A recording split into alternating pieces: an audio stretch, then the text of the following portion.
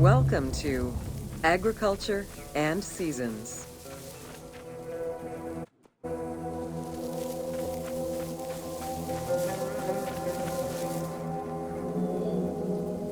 While crops were cultivated in different oases around the desert, most of the arable lands were near the Nile.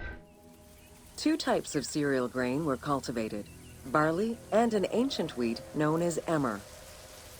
These two key ingredients contributed in establishing bread and beer as the staple of the Egyptian diet and the basis of its economy.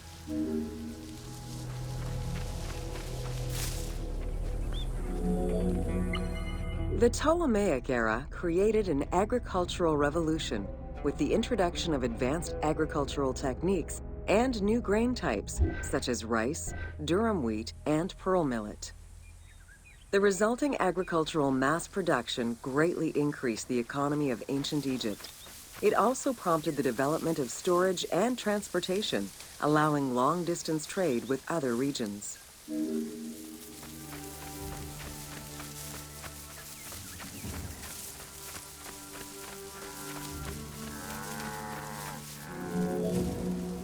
Both bread and beer rations were part of a system of barter payment. The state used those goods to pay wages for those who worked in the quarries and at the construction sites. Beer was so important to ancient Egyptians, they had a goddess of beer brewing, Tenenet. Tenenet is seen in many paintings and sculptures with beer, and women are depicted as the primary beer makers.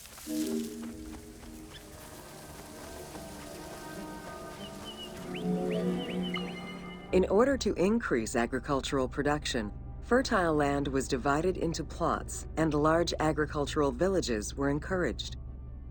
The state and temples were the biggest landowners.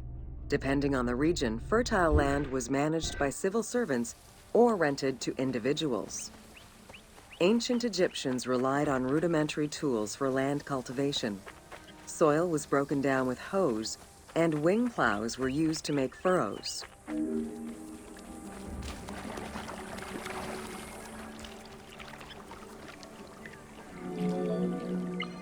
The three seasons known as Akhet, Peret, and Shemu corresponded to a specific phase of the agricultural process and the river's natural changes.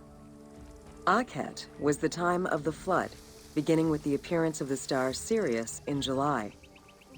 Peret was the time when lands were cultivated, plowed, and sown. This fell between October and November.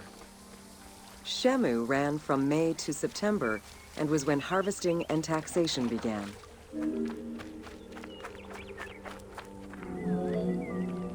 The pharaoh's duty was to uphold order against chaos and provide for his people.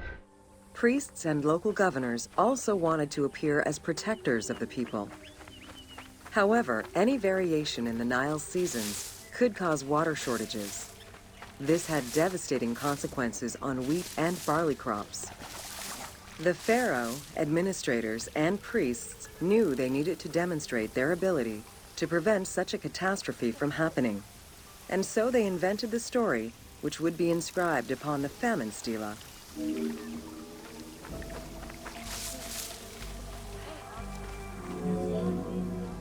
The story begins with the pharaoh worried for his people. The Nile hasn't flooded in years, and his people are starving. In search of the origins of the flooding, Djoser seeks out Khnum, the protector god of the region and the source of the drought. Djoser gives the god offerings and orders his priests to restore the temple of Khnum. These offerings please the god, and the floods are restored. This story was intended to highlight the importance of the deity in everyone's daily lives, while also demonstrating the crucial role that the priests and the king played in feeding and protecting the people of Egypt.